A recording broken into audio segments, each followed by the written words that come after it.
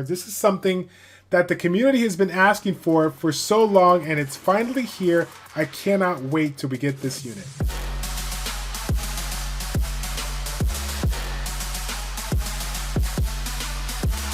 What's going on, everybody? It's Childish. We're back at it again with a very exciting video for you guys today. Com2uS just recently dropped the information on the two new units, the Druid and the Dryad. We're going to go ahead and take a look at it real quick and see what we got going on with this update 4.0.5. Now, I do want to mention here before we get into it though, the Beast Hunter, one of the ones that was kind of controversial that we were looking at there, everyone was kind of curious on how that was going to play out given the fact that it does ignore defense, and the initial skill read if your HP was above 50%, you get that cooldown reset. Now they've made it a little bit more clear. Your HP needs to be full when it's your turn in order to get that cooldown reset here. So yeah, I'm guessing people will still play around with like a vampire set. I don't know. You guys will have to tell me in the chat what you're thinking, but forget about that nonsense. We're trying to look at these new units here. So we took a look at it just a little bit on our stream, but we'll go ahead and get into a little bit more detail here. We have, of course, the Druid and the Dryad. We'll take a look at the 5-star one, the Druid first. So this is how the skills kind of work. I mean, obviously you guys understand when we were talking about the initial units like the unicorns and whatnot, we were thinking, well, given the fact that Com2uS kind of dropped this aspect of having this change form with the Druid, you know, how is it going to work? Is it just going to have a passive ability that we can go ahead and switch over to, or is it going to be something else? Well, it is going to be something else.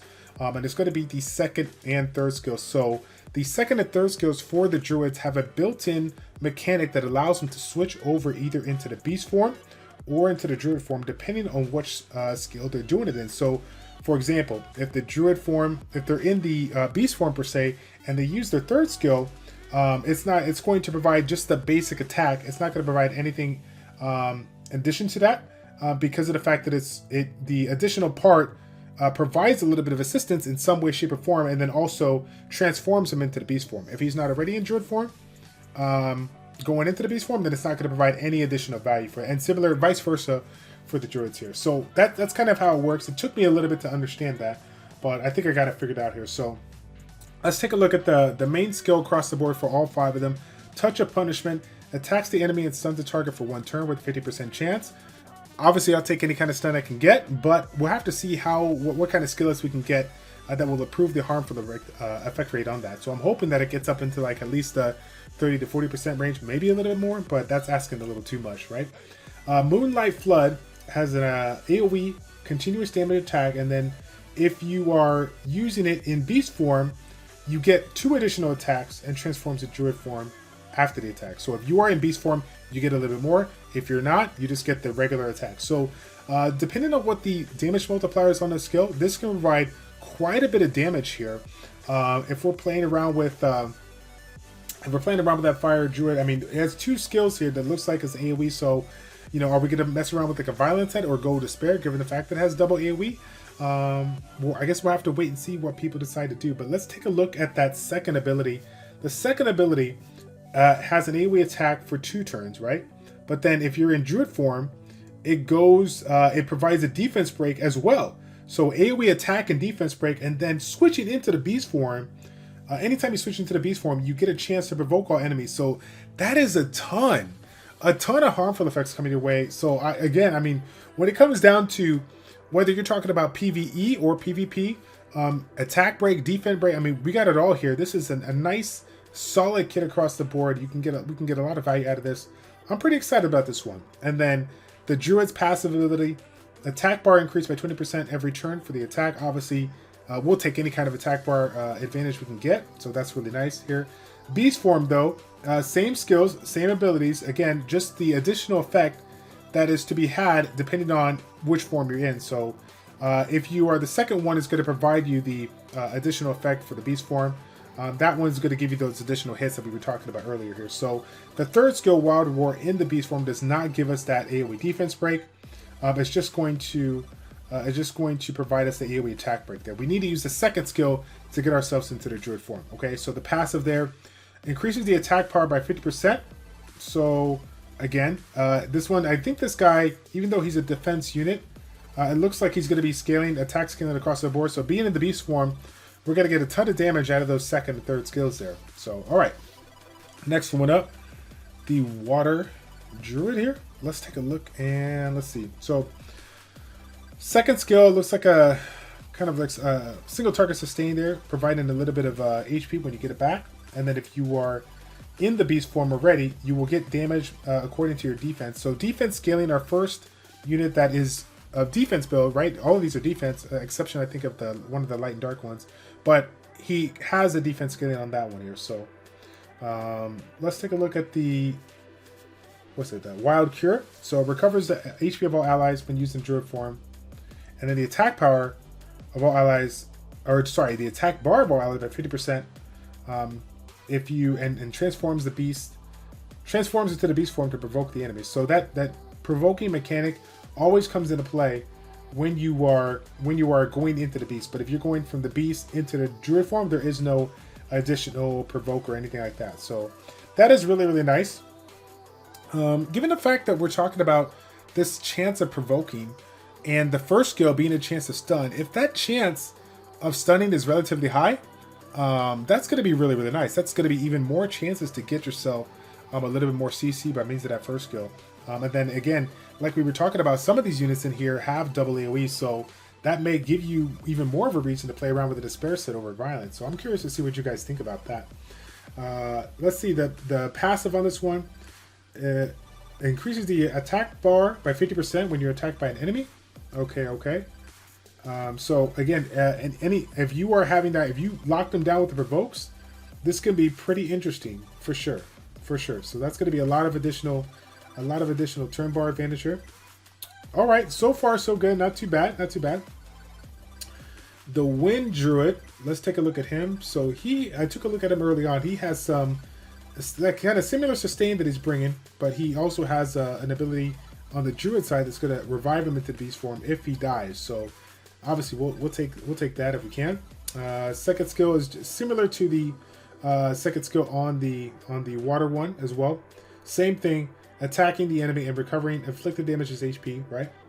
And then if we are currently in beast form, we're going to deal more damage according to the defense here. So we get a revive mechanic on the third skill for 30%, and this is kind of interesting. It says if the allied target is alive, it casts soul protection. So I don't know if that's reworded a little bit differently or a little bit off there, but I feel like you revive it and then you get the soul protection because he's going to be alive, right? Or is it going to be I don't really know other way to say it. If you guys understand that better than I do, let me know. You probably do. There's something that I'm missing there. I don't know how you can revive something but not have the target be alive, unless you have the units like the Dark Hunter or like Rocky try to revive him and you can't because of its skill, its ability, not allowing him to revive. So maybe that's where it kind of comes into play. I don't know. Okay. So yeah, we got the revive mechanic, and then similar to all of them, once you transform into the beast, you got the 30% chance to provoke, right? Let's take a look here.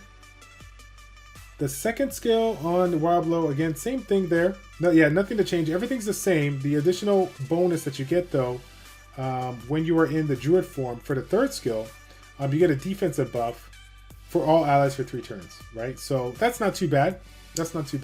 You don't get that when you're in the beast form, but I will take a defense buff all day, given the fact that maybe this might not be like a crazy PvP unit, kind of looking at it early on.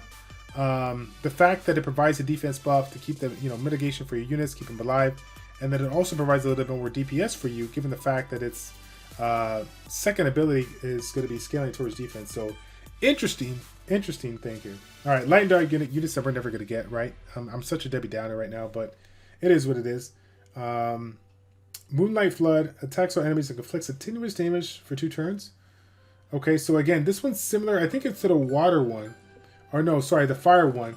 That has additional attacks if you are in the Druid form, right? Yeah, No, okay, sorry. Yeah, when you're in the beast form, you get some additional hits. So let's take a look at the third skill, Rage of Mother here. This is the one that's really, really super OP, right?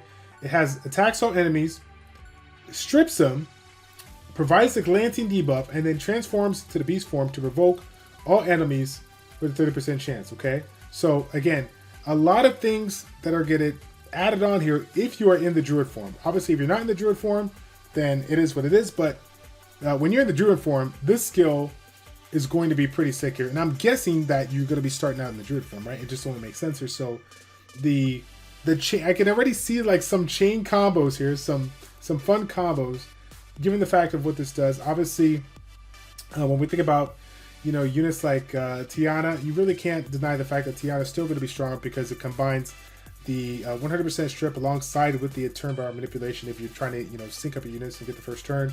But we cannot deny the fact that this one is really, really nice. And glancing debuff is not something that we generally see a lot in PvP. So I can see a ton of people taking advantage of that. Now, in the Beast form, you got the continuous damage. Again, similar to the first one, Moonlight Flood. But in Beast form, what do we get here on this third skill? So we don't get the additional stuff, but in the Beast form, we get the additional damage. Okay, so, and it looks like while he's in the Beast form, he is scaled off of max HP when attacking.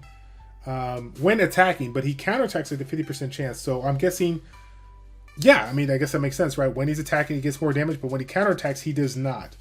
But given the fact that, again, his first skill has a sending ability, any chance you got with counterattacks, provokes, or whatever, that's a lot of extra CC that could be had. So, okay, Dark one.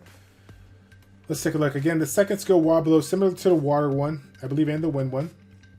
Let's take a look at that third one. Removes harmful effects on all allies, and when you're in Druid form, you get immunity on allies for 2 turns. So that is really, really nice. It's kind of like a Villager per se without the attack bar manipulation, but you get the provoke if you are going from Druid form into Beast form, okay? And then his passive removes all of your harmful effects, so he's basically, yeah, he's basically not going to be able to get locked down when it comes to inability effects. Those stuns, those freezes, any kind of like strong hard CC there, right? Beast form, let's take a look at this one here. When he's in Beast form on that second skill, gets a little bit more damage according to the max HP. And take note that his passive provides an increase on the max HP. So that is really nice. Wow.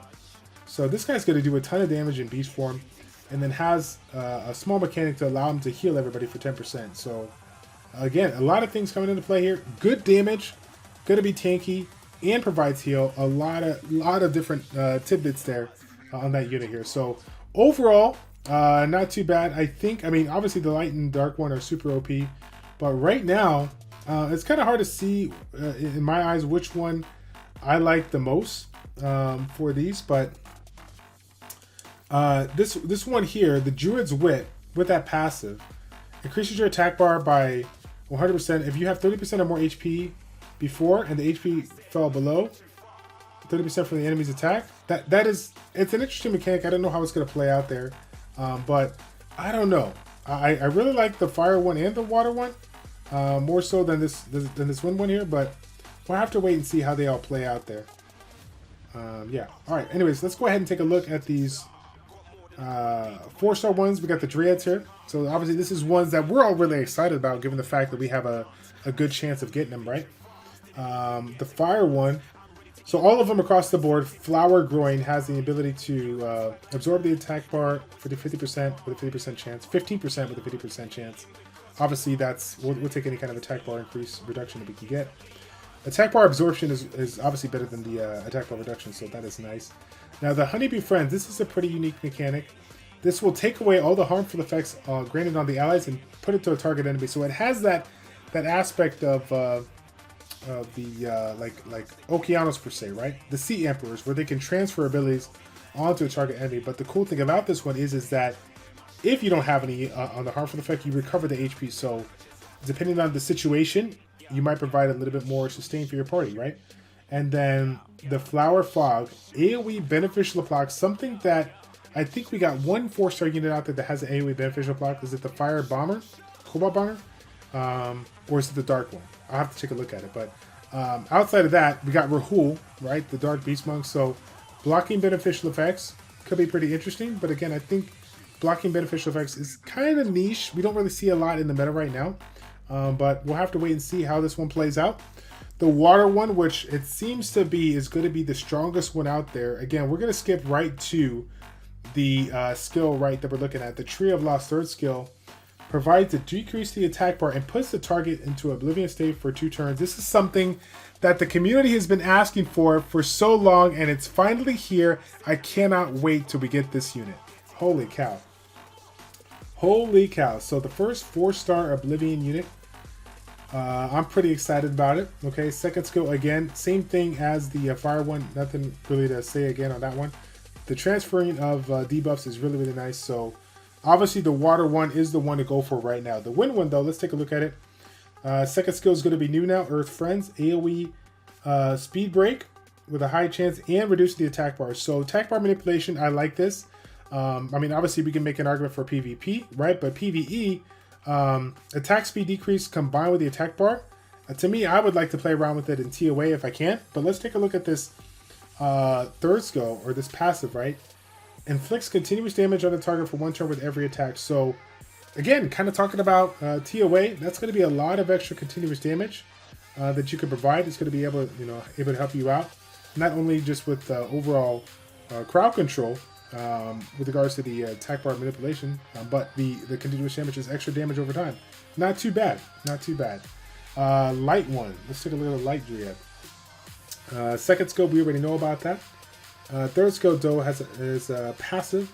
Recovers the HP of allies granted with harmful effects by 10% for 10 turns, and increase the shield equivalent to 10% of the HP if they have no harmful effects. So basically a passive ability to keep your units alive. All right, so that's going to help out quite a bit. Kind of makes me think about Amon without the conditional issue of the harmful effects. Right, we still get the 10% of the HP. So if you can keep them cleansed, depending on how you build it, if you can get a ton of HP on it, that's not too bad. Yeah, equivalent. The shield is going to be strong. The shield is going to be pretty strong here. So again, it kind of makes me feel like an Amon. I don't know if you guys think about it. Is Amon stronger than this one? Let me know what you guys think about that. I know it can go back and forth here, but it's not a cleanse per se. It's just a heal, right? A heal depending on a different type of heal depending on what you got. So interesting. Okay, so let's take a look at it here. Dark one, second skill, again, same thing, AoE speed break with the attack bar reduction. But then this one here, attacks our enemies, increases the enemy's harmful effect duration by 1 turn, and decrease the enemy's beneficial effect duration by 1 turn. So this kind of has the reverse Miang effect, which obviously needs no introduction. That's really, really nice skill, really nice ability. This will be something that I know everyone will be excited about if they get a chance to use it. I'm definitely down. And again, it has a double AoE on there, so we could make an argument for a Despair set if we want. There's just going to be even more CC that could be had on this one here. So overall, I like the dark one. Out of the light and dark ones, I like the dark one the best here. But without question, the most sought after natural 4-star is going to be the water one. 4-star Oblivion. This is going to definitely change it up a little bit when it comes to siege offense and defense, right? Given the fact that there is a very, very strong meta when it comes to passive abilities in the 4-star siege defense here. I'm really excited to see what people decide to come up with if they can, change it up. Again, 4-star Oblivion is super strong, and I'm pretty excited to see it. Okay, but either way, guys, enough about me reading this out to you. I need to know what your opinion is. You guys kind of know which ones are my one to watch here. Obviously, the water Dryad is going to be the one to go, and then I'm liking the fire and the water ones up on the 5-star Druids here. So let me know what you guys think in the comment section down below. I'm looking forward to hearing your feedback on that, okay? That's going to be it, guys. Thank you all so much for tuning in. It's your boy Childish and ChildishPlays checking out. Take care, and we will see you all in the next one. I'm out.